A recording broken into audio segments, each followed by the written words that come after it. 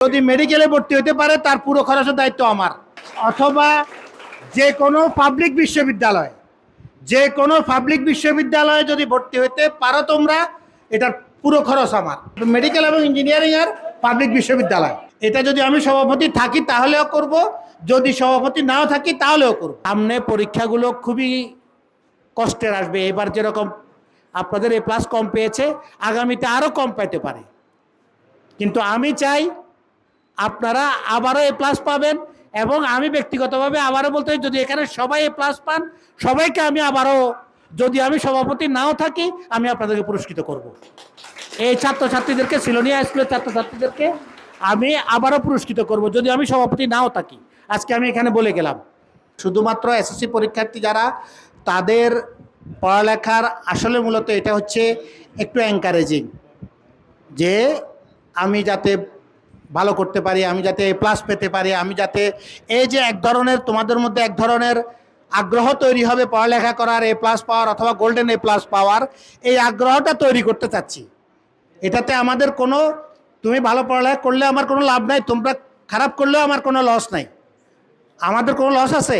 কোনো টিচারেরও লস নাই। লস আছে ওনার হয়তো একটু বদনামি হবে, এতটুকুই, যে ওই স্কুলের স্টুডেন্টেরা খারাপ রেজাল্ট করে, টিচাররা মনে হয় ভালো না, এটা অনেক পরের কথা। কিন্তু আমরা চাচ্ছি তোমরা যাতে এত ভালো করো, যেটা তোমাদের টিচারদের থেকে শুরু করে তোমাদের গার্ডিয়ানদের মুখও যাতে উজ্জ্বল হয়, এবং তোমরা অন্তত তোমাদের গার্ডিয়ানদেরকেও বলতে পারবা যে আমরা পড়ালেখা করছি, আমার পড়ালেখার খরচটা তো আপনাকে দিতে হচ্ছে না, আমি সেই পরিমাণ পড়ালেখা করতেছি, আমি করব। এই আশ্বাসটুকুও তোমরা তোমাদের গার্ডিয়ানদেরকে দিতে পারো, তারাও নিশ্চিত থাকতে পারে, একটু নিশ্চয় থাকতে পারে। সবার যে আর্থিক অবস্থা খুব ভালো, বিষয়টা এরকমও না, আবার কারো খারাপ এমনও না। সবাই চায় কষ্ট করে হলেও তার ছেলে মেয়েদেরকে মানুষ করতে, কিন্তু সেই মানুষ করতে গিয়ে যদি তোমার বাবা মা কষ্টে পড়ে, তাহলে সেটার জন্য তোমারও তো একটু দায় আছে।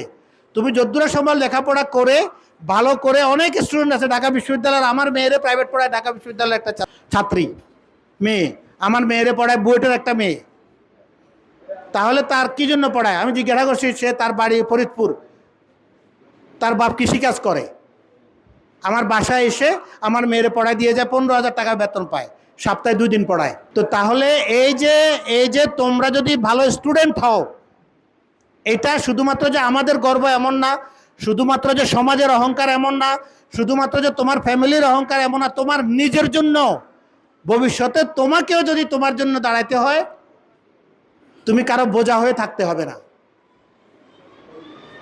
ছাত্র ছাত্রী উভয়কে আমি বলবো, তোমরা যারা আজকে এখানে আছো, যারা পুরস্কৃত হয়েছো, যারা হও নাই, যারা পুরস্কৃত হও নাই অল্পের জন্য দেখা গেছে, তারা একটু নিজেদেরকে গড়ে তুলো। এর মধ্যে আমি নিচের ক্লাসের স্টুডেন্টদেরকেও 1, 2, 3 মনে হয় যারা ফার্স্ট সেকেন্ড থার্ড হয়েছে, যারা, তাদেরকেও পুরস্কৃত করতেছি। আমরা চাইবো আগামীতে প্রয়োজনে এটাকে আমি 3 জন থেকে 5 জনে উন্নীত করব, কিন্তু তোমাদেরকে ভালোভাবে লেখাপড়া করতে হবে। আর একজন যদি বারবার পায়, তাহলে তো আরেক সমস্যা।